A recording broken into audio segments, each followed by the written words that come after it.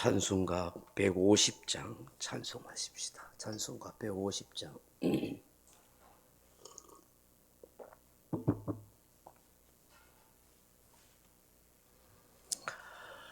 찬송가 150장입니다. 갈보리산 위에 십자가 서으니 주가 고난을 당한 표라. 험한 십자가를 내가 사랑함은 주가 보혈을 흘림이라. 최후 승리를 얻기까지 주의 십자가 사랑하리. 빛난 멸류관 받기까지 험한 십자가 붙들겠네. 멸시 전대 받은 주의 십자가에 나의 마음이 끌리도다. 귀한 어린 양이 세상 죄를 지고 험한 십자가 지셨도다. 최후 승리를 얻기까지 주의 십자가 사랑하리. 빛난 멸류관 받기까지 험한 십자가 붙들겠네. 험한 십자가에 주가 흘린 피를 믿는 마음으로 바라보니 나를 용서하고 내 죄 사하시려 주가 흘리신 보혈이라. 최후 승리를 얻기까지 주의 십자가 사랑하리. 빛난 멸류관 받기까지 험한 십자가 붙들겠네. 주님 예비하신 나의 본향집에 나를 부르실 그날에는 영광 중에 계신 우리 주와 함께 내가 죽도록 충성하리. 최후 승리를 얻기까지 주의 십자가 사랑하리. 빛난 멸류관 받기까지 험한 십자가 붙들겠네. 아멘. 하나님 말씀은 요한복음 19장 28절로 29절 말씀 같이 읽겠습니다. 요한복음 19장 28절 29절 말씀 우리 같이 읽어보십시다. 그 후에 예수께서 모든 일이 이미 이루어진 줄 아시고 성경에 응하게 하려 하사 이르시되 내가 목마르다 하시니 거기 신 포도주가 가득히 담긴 그릇이 있는지라. 사람들이 이 신 포도주를 적신 해면을 우슬초에 메어 예수의 입에 대니. 아멘. 사랑하는 성도 여러분, 오늘 본문은 예수님께서 십자가상에서 너무나 목이 말라 하는 장면을 보여주고 있습니다. 주님께서 내가 목이 마르다 그렇게 말씀하십니다. 28절 다시 한번 읽어보십시다. 그 후에 예수께서 모든 일이 이미 이루어진 줄 아시고 성경을 응하게 하려 하사 이르시되 내가 목마르다 하시니. 아멘. 예수님께서 목이 말라 하신다고 하셨는데 그 목이 마르다가 하시는 것이 성경을 응하게 하려 하신다 그렇게 말씀합니다. 다시 말하면 성경에 이미 예언된 것을 그대로 말씀하신다는 거예요. 성경에 이미 예언된 것에 대해서 예수님이 목이 마르다 그렇게 말씀하셨다는 거예요. 그러면 이 성경에 이 예언된 말씀이 어딨냐 하면 시편 69편 21절에 이런 말씀이 있어요. 그들이 쓸개를 나의 음식물로 주며 목마를 때에 초로 마시어 사오니 하는 그런 시편의 말씀이 있는데 이 말씀이 예언된 것이 그대로 십자가에서 예수님이 말씀하셨다. 그래서 목마르다 하실 때에 로마 군병들이 그야말로 쓸개해주신 신포도주 이 초를 예수님께 마시도록 하셨다. 그게 그대로 성경대로 이루어졌다는 거예요. 예수님이 십자가 지시고 고난 당하시고 채찍질 받으셨잖아요. 그리고 십자가에 못 박히셨어요. 그때에 예수님이 목마르다 하니까 오늘 본문에 보면 사람들이 신포도주가 가득히 담긴 그릇에다가 그게 적신 해면을 우슬초에 매어 예수의 입에 대시더라 그렇게 했습니다. 마태복음 27장 34절에 보면 쓸개 탄 포도주를 예수께 주어 마시게 하려 하였더니 예수님께서 맛보시고는 마시고자 아니하더라 그렇게 말씀하세요. 이 장면이 어떤 의미겠습니까? 예수님이 밤새도록 신문을 받으시고 채찍질 당하셨어요. 그래서 피를 너무 많이 흘리신 것이죠. 그런 가운데 이 무거운 십자가를 지고 골고다 언덕을 올라가셔서 십자가에 못 박히신 거예요. 그리고 그 이스라엘의 뜨거운 그 태양열에서 그 양손과 양발에 못 박혔으니까 피를 다 흘리실 거 아니에요. 그 사람이 피를 흘리면 제일 먼저 나타나는 현상이 뭐냐면 목마름이야. 갈증이 막 생기는 거예요. 그때 이제 예수님께서도 육신을 가졌기 때문에 이 밤새도록 채찍 맞아서 피를 많이 흘린 데다가 또 손발에 못 박히고 가시 밀리고 하셔서 피를 십자가에서 몇 시간 흘리셨잖아요. 그 뜨거운 태양볕에 온몸이 그냥 뜨겁게 태웠잖아요. 그러니까 막 목이 마를 수밖에 없는 거예요.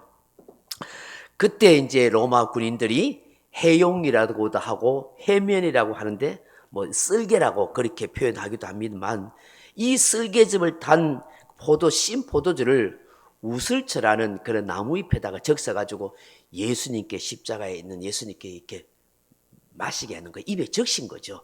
예수님이 맛보니까 너무 씁으니까 그걸 안 마셨어요.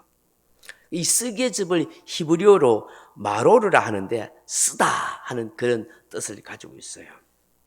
그럼 예수님이 이 신포도주에다가 이 해용 쓸개즙 같은 이것을 그냥 그 우슬초에 담아서 예수님께 적시게 한 건 이 사람들이 굉장히 인도주의적이고 예수님을 불쌍히 여기는 마음으로 그렇게 한 것처럼 보이지만 사실은 그게 아니에요. 십자가에서 고통받는 그 예수님에 대해서 오히려 더 고통을 배나 더 주는 그런 로마 군인의 악랄한 그런 어떤 행위라는 것이죠. 왜냐하면 여기에 이 쓸개 또 해면이라는 건데 이건 짐승의 쓸개가 아니고 짐승의 쓸개도 뭐 엄청 쓰다 합디다마는 그거보다는 그 식물의 어떤 그 야생 식물 가운데 롯이라는 독초가 있대요. 독초.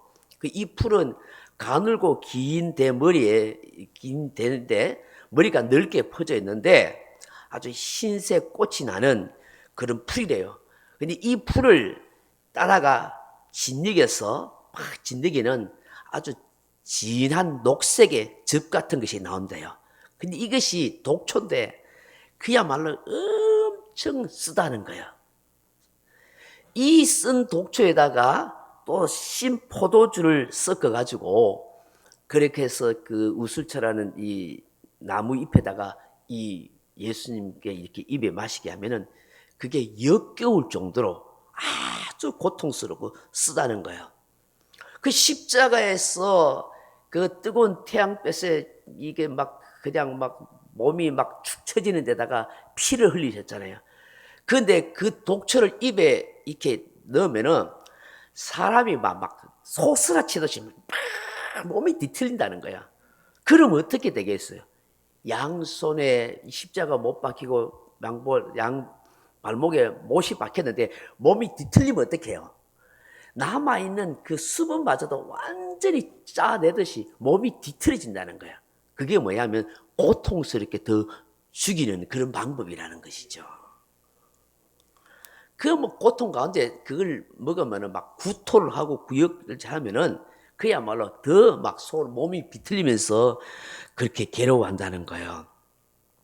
그 뭐 어떤 성경학자들은 뭐 마약이나 무슨 뭐 모약 같은 거 타서 고통을 덜 주려고 그런 마취 역할을 하는 게 아닌가 하지만 사형수에게 이 로마 군병에겐 자비란 없는 것이죠. 그래서 예수님이 맛을 보시면서 너무 괴로우니까 그걸 안 마시려고 했다는 거예요. 그럼 오늘 예수님께서 이 성경의 말씀대로 예언이 이루어지는 내가 목마르다 하신 이 말씀의 의미가 무엇이겠는가 하는 거예요.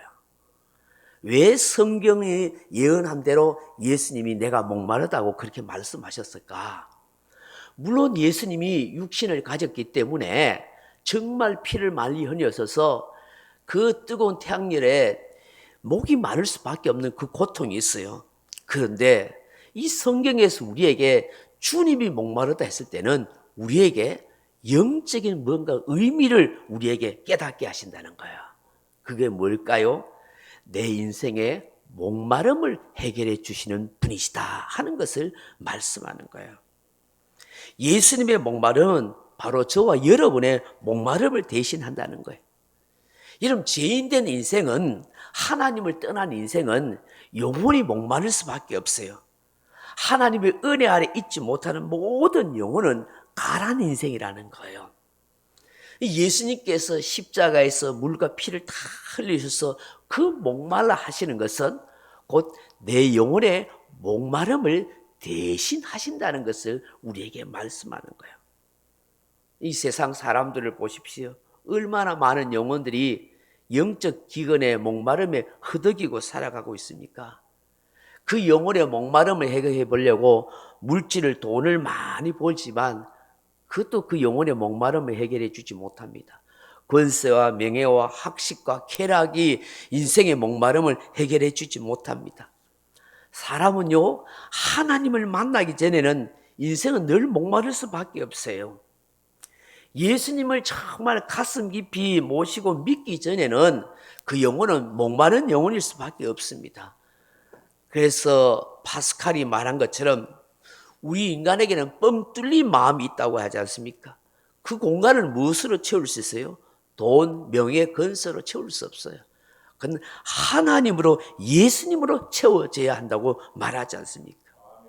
주님으로 채우지 않으면 우리에게는 영원한 목마름 속에, 영원한 굶주림과 고통 속에 살아갈 수밖에 없는 거예요. 그래서 이사야 선지자를 통해서 하나님이 이렇게 외치십니다. 이사야 55장 1절에 이하에 보면 오라 너희 모든 목마른 자들아 물로 나오라 돈 없는 자도 오라 너희는 와서 사 먹되 돈 없이 값없이 포도주와 젖을 사라 그렇게 말씀하십니다. 여기 포도주와 젖을 사라는 것은 바로 하나님의 은혜, 하나님의 사랑을 받으려고 하라 그 얘기요. 너희는 귀를 기울이고 내게로 나와 들으라 그리하면 너희 영혼이 살리라. 사람들이 주님께 나와서 주의 음성을 들으면 영혼이 사는 거예요. 그 영혼의 목마름이 해결될 수 있는 거예요. 남편을 5명이나 바꾸면서도 인생의 목마름 속에 있었던 사마리아의 수가성 여인, 그 여인을 향하여 예수님께서 뭐라고 말씀하세요? 요한복음 4장 14절에 내가 주는 물을 마시는 자는 영원히 목마르지 아니하리니 내가 주는 물은 그 속에서 영생하도록 솟아나는 샘물이 되리라. 그렇게 말씀하십니다. 예수님께서 요한복음 7장 37절에 이렇게 외치십니다. 누구든지 목마르거든 내게로 와서 마셔라. 나를 믿는 자는 성경에 이른 것 같이 그 배에서 생수의 강이 흘러나리라. 이는 믿는 자들이 받을 성령을 가리켜 말씀하신 것이라. 그렇게 하십니다. 예수님께 나와서 예수님을 진정 믿을 때 그 영혼이 목마르지 아니하고 그 속에서 영생하도록 솟아나는 샘물이 나오는 거예요. 예수님 믿을 때 성령이 그 속에 들어가서 세상에 목말라 하지 않고 그렇게 살아가는 거예요. 참 안타까운 것은 많은 사람들이 믿지 않고 주님을 알지 못해서 영혼이 기가려하고 목말라서 그렇게 살아가는 사람들은 참 슬프고 안타깝지만 교회 와서도 영혼이 가라앉은 사람이 있어요. 기갈이 있는 사람이 있어요. 주님을 만나지 못한 거예요. 주님을 진심으로 믿지 못한 거예요. 그래서 성령의 은혜를 받지 못해서 영이 목마르고 가라앉은 사람이 있어요. 그래서 자꾸 세상 것 찾는 거예요.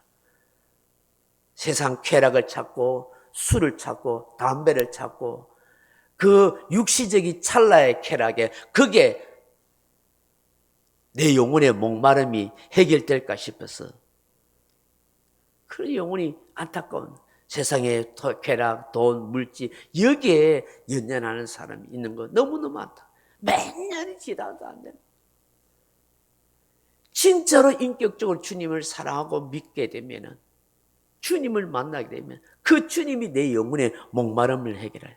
그래서 그 주님과 함께 살고 싶어하고 그 주님께 가까이 가고 싶어하고 그 주님의 은혜를 사모하고 말씀을 가까이 하고 기도하면서 그 주님과 함께 살아가는 그 기쁨과 그 영혼의 즐거움 속에 살아갈 수 있을 텐데 그걸 모르는 거예요. 그 맛을 모르는 거예요. 영혼이 가래서 교회는 찾아오고 수시로 오지만은 주일이면 어김없이 교회 오지만은 그 주님을 진심으로 사랑하는 마음, 그 주님을 진심으로 믿는 마음, 그래서 여전히 영혼이 가래서 세상 것에 기웃거리는 그런 불쌍한 사람들이 참 우리 주변에 많은 거예요. 전적으로 예수님 앞에 겸손하게 나와서 내가 정말 죽을 죄인인 거 알고 그 주님이 아니면 내 영혼의 목마름이 해결될 수 없음을 알고 그 주님만이 내 영원한 생명수가 된다는 것을 깨닫고 그 주님을 믿음으로 그 주님을 통해서 생기를 얻고 기쁨을 얻고 은혜의 생명수를 먹고 마시면서 살아가면 참 좋겠다는 생각을 하게 되는 것입니다. 예수의 이름으로 오신 성령님이 내 영혼의 생명수가 되십니다. 내 영혼의 생수가 되어 주신다는 사실을 꼭 기억할 수 있기를 바랍니다. 이 새벽에 주님 앞에 은혜를 구하세요. 주님, 날마다 내가 예수님을 통해서 은혜의 생수를 마시고 살아가게 하옵소서. 내 영혼이 목마르지 않도록 성령님 내 안에서 날마다 영생수가 되옵소서. 그렇게 기도하는 저와 여러분 되기를 주님의 이름으로 축원합니다. 명령과 선포합니다. 1. 나는 주님의 은혜로 모든 일에 날마다 점점 더 좋아지고 있다. 나는 오늘부터 다른 사람을 비난 원망하거나 비판 판단 정죄하지 않겠습니다. 나는 하나님 다음으로 나를 사랑한다. 나는 나를 사랑한다. 교만은 독약이다. 그 어떤 경우에도 감사합니다. 나는 내 안에 살아계신 예수님 때문에 행복하다. 있을지어다 그대로 되니라. 좋았더라. 아멘. 각자 기도하시도록 하십니다.